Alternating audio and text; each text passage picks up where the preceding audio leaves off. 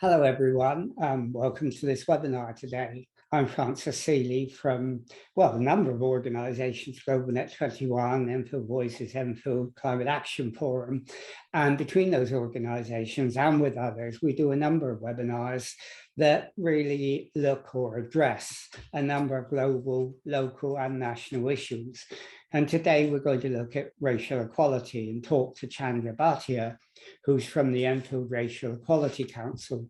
Now, that council has been around for quite a while and has done quite a lot of work in promoting racial equality and celebrating the diversity which exists in one part of London, and that is Enfield. So Chandra, thank you for joining us today. And as I always do when I do these webinars, I ask you first of all to briefly tell us a bit about yourself and your background.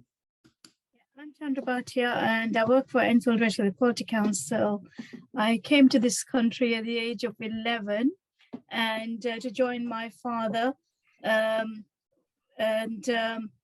hadn't seen him for about 9 years actually, and so it was actually quite a tough start coming here from a very different country. But I settled down quite well and got to know about many issues that I actually would face later on with others that I work with. So I have some lived-in experience of racism and also about settling into a new country and all those things, although I was quite resilient as a child. But yeah, still that is one of the reasons that I probably ended up doing the kind of work that I ended up doing. So I mean, you're now in the Racial Equality Council called EREC. When did you get involved in that, and what was the reason for getting involved? I got involved with Enfield Racial Equality Council in about 1987, but I was working in Redbridge before that. And my whole interest in race was from my degree. I actually did a degree in public administration, but I didn't really want to be working in an environment with local government and health and all these places without knowing how bureaucracy affected individuals. So I took a placement with Joint Council for the Welfare of Immigrants for a year, and to see how people were actually getting affected by decisions that were made by bureaucracies and government and policies, etc. That faced it's all very well making the policies, but how are they affecting the people that you are actually governing or working with? So I did that for a year, and then from there my interest actually grew into race equalities, and I started working. When I finished my degree with racial, in Redbridge as an assistant community relations officer. Then I came to Enfield and worked as the senior community relations officer eventually. And yeah, so I've been ever since, because I really enjoy the job, which is quite a strange thing to say, but it's because it actually is satisfying in when you actually see the challenges, and sometimes you actually do make an impact, and majority of the time you don't actually. But it's stressful, but it's actually it is challenging, and I enjoy the flexibility and the challenge of the job. No 2 days are the same, no 1 day is the same. Every hour it changes to what I do. So. Well, I mean, from my point of view, it's certainly not a strange thing to say that you enjoy it, because I think it's a job that you can feel a great deal of satisfaction for. Now, for those people who don't know what EREC is, can you tell us exactly what it is? Enfield Racial Equality Council was originally called the Community Relations Council. It came about in about 1976 by individuals who thought it was important to bring communities together to share, to work with all the communities to help people who are emigrating here, coming here. And I think it was also, they realized that there was a lot of racism and challenges facing those communities. So they came along from diverse communities, from churches, from different organizations, and very, very broad spectrum, including politicians, from low-level politics, I suppose, and people who are interested in just making some changes happen for the better. So it's actually quite interesting to see that some of those organizations and some of those individuals are still around because they're so committed to the cause, because they believe that it's very, very important to bring people together. So in the beginning, I think that the focus was mostly about community cohesion and bringing people together. And I remember in the beginning, when I first got my job in Redbridge, they say, Chandra Bhatia joins the racial harmony group. And I thought, oh my gosh, what kind of thing is that to call it? But yeah, it's like you're joining some sort of a singing group or something. But yeah, I think that was where the emphasis was at the beginning. But then as time went on, people thought, no, it's not just enough to do that. You've got to actually focus on equalities, because you can't really get harmony and peace until you actually get some equalities within the communities. So it's that people can actually get some justice and kind of a life that is satisfying for them, because they are then they are actually on an equal footing to others. So and then we were facing at that time, I think individuals said, well, I don't see color, I've got my I treat everybody the same. So although you want striving for equality, what you're really doing is also looking at needs of individuals and different communities within that. So all of those were like growing, changes, I think, that our kind of work has gone through. Yeah, I mean, you were talking about Racial Harmony Group, and that was the Palmer's Green Racial Harmony Group. And that came from the Enfield Committee for Racial Harmony, which I got going in the mid-1970s. And I got it going. I lost my battle about what it was called. I didn't want it called the Racial Harmony Group because it was doing the sort of things you were doing, but it led on to Palmer's Green Group, which then led on to EREC, which also brought in the Community Relations Council as well, which started at the same time. And at that time, we were confronting the big challenge in the mid-70s of the National Front and a very explicit racism. Over the years, the challenges of racism have changed, though, haven't they?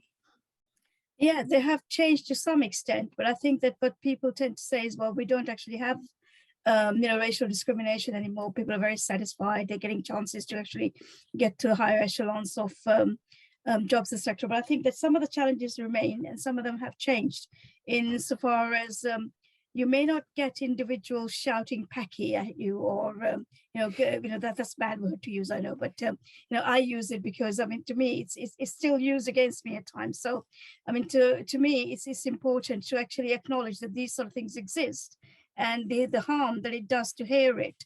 I can use it, but it's like to get it back at me is very harmful. So that these things may not exist in the same way, but it actually they're still underneath everything. And you've got very subtle racism now. You've got the kind of individuals who will actually look at you in a way that saying, we treat you equally, everything is fine, and now we don't actually have any difficulties. You actually have officers even say to me at times from local authority, well, race is done and dusted, really. We've actually dealt with racial discrimination. We've got policies, we've got all kinds of issues, and we monitor, we do this, we do that.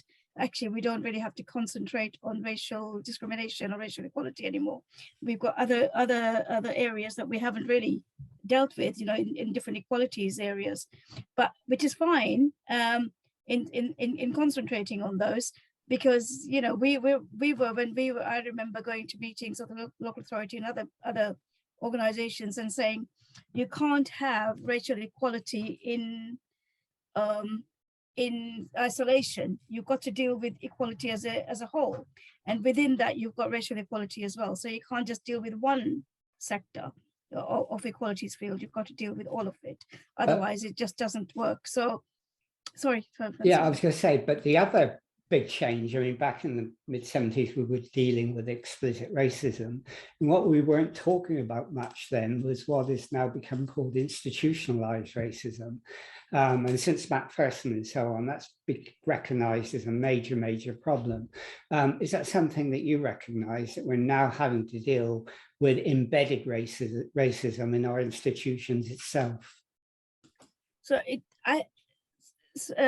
there is racism, but I think that it is very subtle, and I think that what people don't realize is a change from saying, I don't see color, and I treat everybody equally, to actually saying, we actually are dealing with this issue already. We're already doing this, and this. So that means that we actually don't have to do anything more. We actually are not really guilty of anything major that's happening. It could be, that people are not using our services. It's just a very subtle difference between what people were saying before to what they're saying now, in a way that, we don't have that kind of overt racism. We don't discriminate at the point of somebody coming in for an interview and we don't offer them a job because of their color. It's more subtle than that. It's now about, are we still appointing in our own image? Are we still looking at those kind of issues? I mean, who's actually at what level in your organization? Where are the people, if you're not discriminating, where are the people that you employed? Where are, which levels are they at?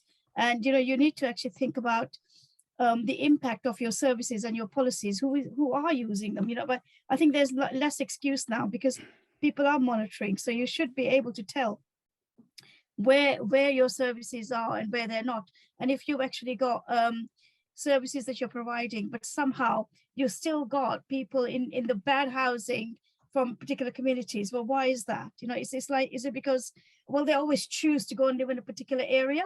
Really?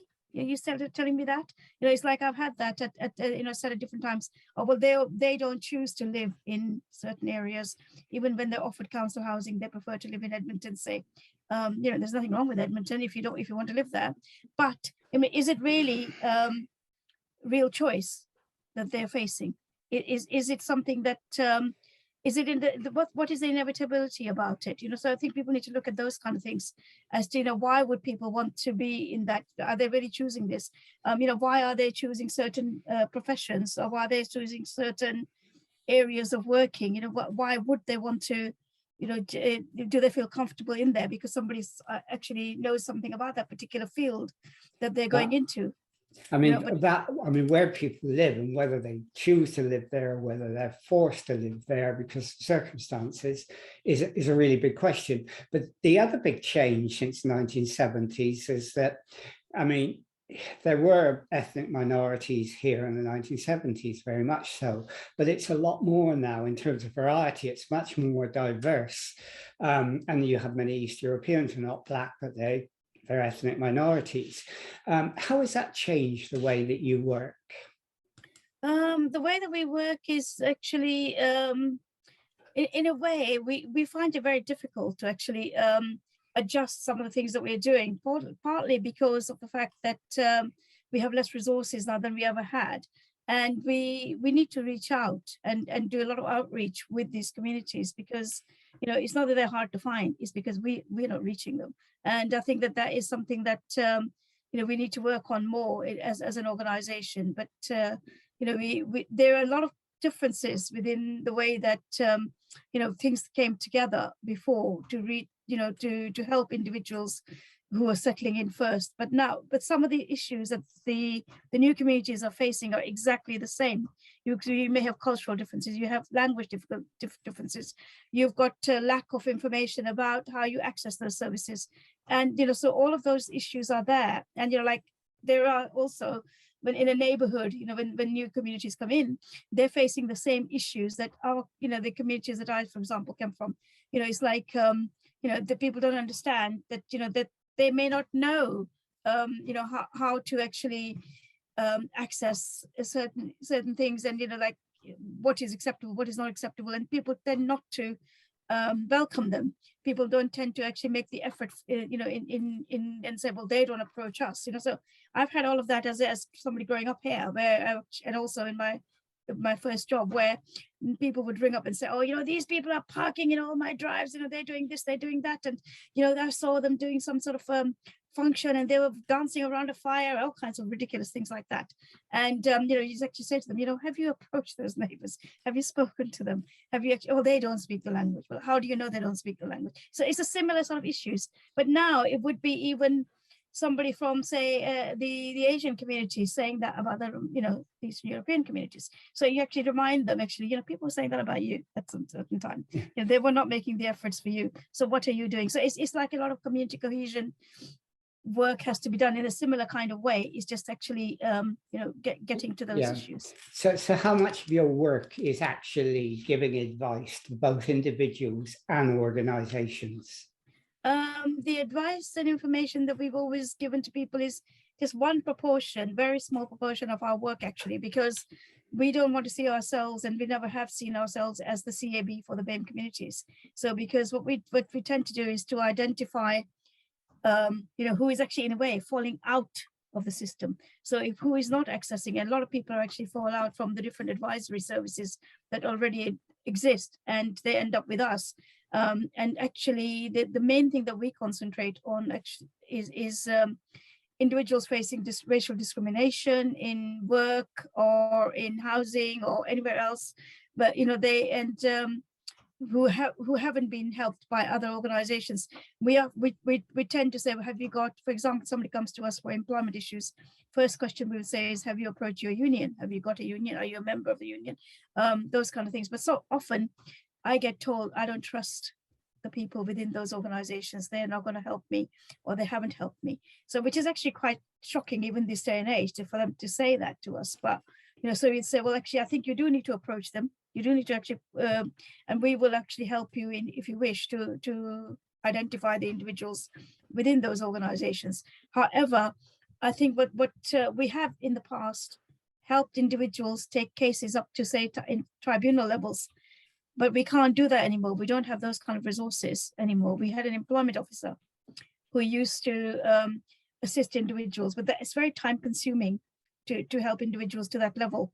So what we would actually now do is signpost people, but if there are a lot, but my concern is that people are falling out of the system. They're not getting the help, and we're not in a position at the moment to do it very much to take them to those levels. Like in the beginning, we can help them.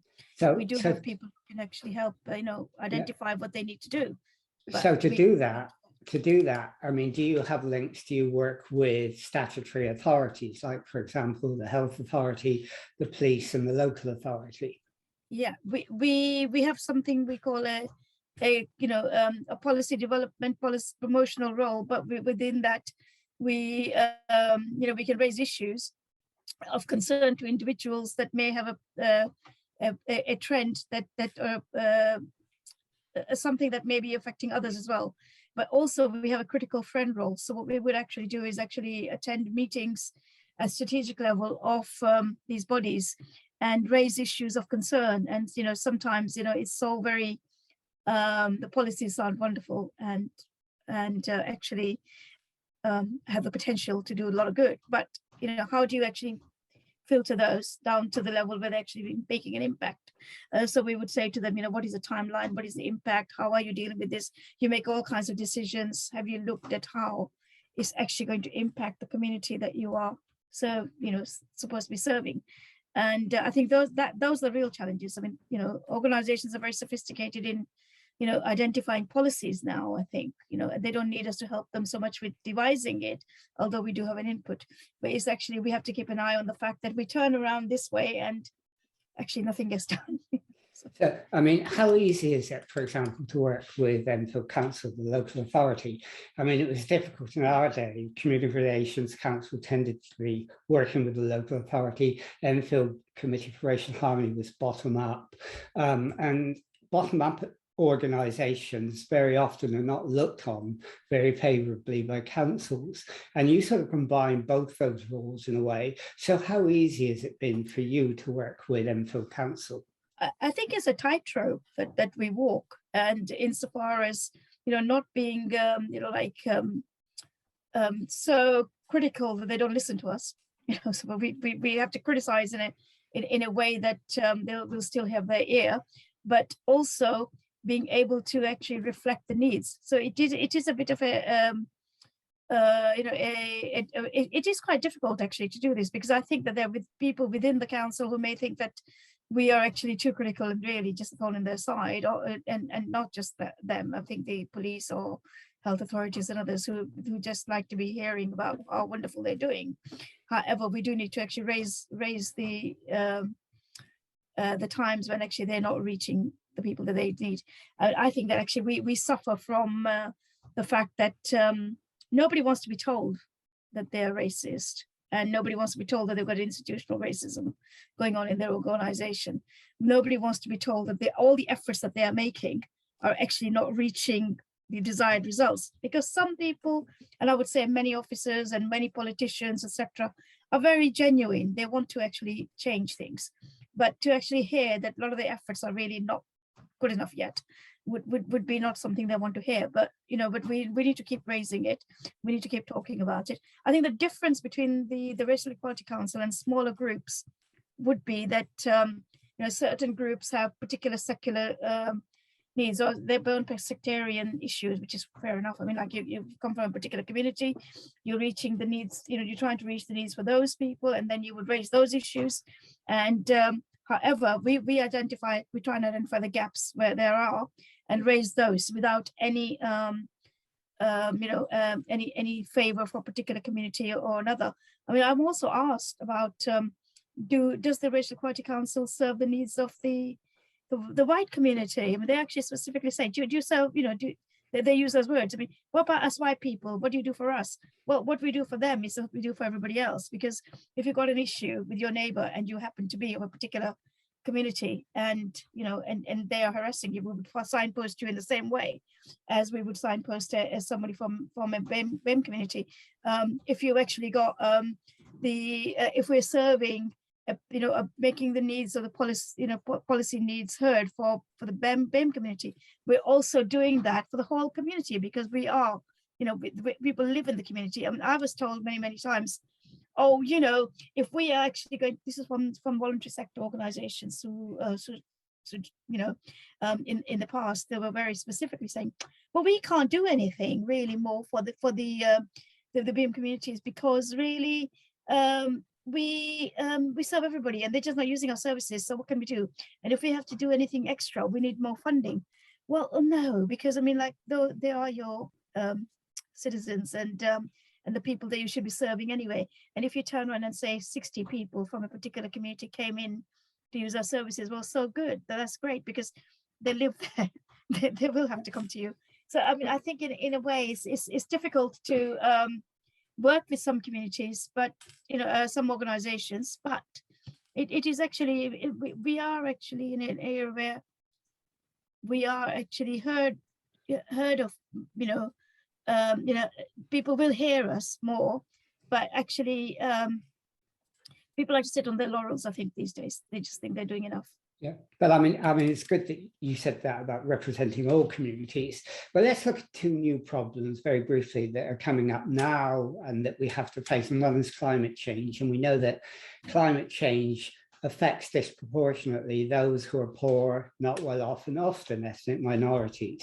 How is it important that you and the rest of us have to develop an approach and strategies around that? I think actually we've failed as an organization in the past to address these, because of the fact that it's like been regarded as not a priority. You deal with racial discrimination first, you deal with racial harassment and all of that first, and you don't really think about climate change as an issue that concerns an REC. I think it's not just ourselves. I think others would be the same in the policies movement.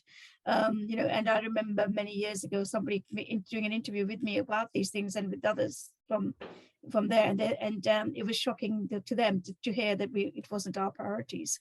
And I think that actually, when I look back, actually we were not really aware of how it was impacting everybody, and why we had to keep an eye on it. I mean, it's something that actually we're learning along with everybody else, that it is not something that happens elsewhere. It's not something that's going to happen in 50 years time. It's not something that's going to be, we deal with it tomorrow. It is something that we're learning. I think that particularly myself, I'm learning that it's something that you deal with now. I suffer from asthma, for example, and my asthma would be, as an individual, affected by air pollution. And why is that? Why is there so much air pollution? So you question those in effects that you as a person, but also your family and others, and then you think about the community around you, and then you get to know that it's not something that's actually far off and something that doesn't concern you, because it's a global thing. It's not a local. We're a little organization. We're only supposed to deal with Enfield. Well, yes, it affects Enfield. It's like something that we're getting to know, and it's important that we actually build that into our policies and our work. And the other big issue, which has always been around, but it's become very prominent now, is what people call the East-West divide. Yes. The fact that it's in the East that many of the problems exist, and it's in the East where many of the ethnic minorities are living. Is that now a real problem that you have to confront? Yeah, it's about inequalities in general. It's been known for so long that these inequalities exist within the borough, and the life expectation sorry, is so the difference in the amount of years that somebody would live in the East, and it is enormous, and just it's been known for so long. It's just that COVID has revealed it furthermore. And I'm glad to see that people are now starting to make the link between housing and, overcrowding, education, employment. All of these issues are linked. And of course, climate change will affect certain areas more than others. I think people are starting to learn that. But it is actually very, very important that you address one of those things will then change. If you address one thing, other things will be changing as well. But if something goes bad in one particular direction, it'll be worse. So yeah, I think that how you address that, to tell you the truth, I don't know quite how you actually change it all quickly. I think it's something that we need to press on to the agencies and services and policymakers to address and but one of the things that I think that we can do is raise awareness. And I think as an organization, we have a network, we have members, we have people that are organizations that we work with. In the same way that we work on racial equality, I think we need to also tell people about the needs to address climate change as well. Not because we are politically going at it, but it's because it's impacting on people's life. Yeah. I think all of us want to change things quickly, and we find it's much harder than we think very often. But given all the problems that we are facing increasingly, are you optimistic about the future, or do you think we're in for a rough ride? I think I'm quite optimistic, actually. I'm kind of one of those optimistic kind of people. Otherwise, I wouldn't still be here. I think that I believe that there is change that occurs, and sometimes it's evolution rather than revolution. But I think it's actually you have to press the right levers in a way, and we're not always in a position to do so. But there are lots of people sitting out there who've got those powers, who can actually do that. So you actually have to impact on them and make them aware that they can't sit on those on the fences any longer. I think that they are the ones who actually need to do this, and all we can do is to actually impact on that by actually, in a way, raising awareness at all levels. I think that individuals, when they're aware of how climate change is affecting them personally, I think they will then put, if you put the tools in their hands as to then work with those people who've got the policies and service providing, powers, they're the ones that then need to make the changes. But the people, they will only get, I think, the pressure from the people below. And if they actually, it's not just, nobody's going to just listen to Chandra or Enfield REC. I mean, if we join forces like we are, working with you, Francis, and other organizations, we bring together, we have a joint voice. I think only then we can make an impact. And I think it's good to actually link in the fact that inequalities are actually, something that actually need to be addressed by everybody. It's something that affects all of us, because if there are certain people in the community who are not getting their full potential, rights to their rights and access to services, etc. But it affects us as well. It affects those who've got it. It's not just people who have, we can sit there and say, oh, that's great. I won't be impacted on this because I'm all right with the cost of living or whatever else it is. I'm okay. But it's not. In the end, it comes around. It's a full circle. So we need to actually make people aware of the fact that inequalities in one area of the borough is not good for the other side either. Okay, well, we've sort of come to the end of our half hour now. So, if anybody wanted to find out more about EREC, what you do, make contact with you, where would they go? I think the best way to contact us is by email, actually, at the moment. And then we will actually work with you and help you to sort of like give you more information about what we do and how we can actually involve you in our work. And also, in fact, if you want to actually approach us for any issue that you have, then yes, we will respond back to you by phone or Zoom, or make an appointment. As we're starting to get back from the pandemic, we will do some face-to-face appointments as well in Community House. We're based in Community House at the moment, and we would love to hear from anybody who's interested in any level of our work. So yeah, please do contact us, because we would like new members, but we will also be able to assist individuals. We will signpost you if necessary, or we can give you some help if we can. Okay, well, thanks very much, Chandra. I mean, it's really sort of satisfying to me to know that from those early days in the 1970s, when we started the Racial Harmony Group, it's led step by step to EREC today. So, all the things we did then was not in vain, and you carried it on further. And I think EREC does a great job, and you involve a lot of people and you help a lot of people. So, thank you for what you do, and thank you for what EREC does, because I think in the borough, that's really important with a growing and diverse community that we have. So, I hope people will support you. I hope people will contact you, and I hope people will get involved with you. So thanks for doing the interview, Chandra. And, we'll finish this interview now. Okay, thank you, Francis. Thanks.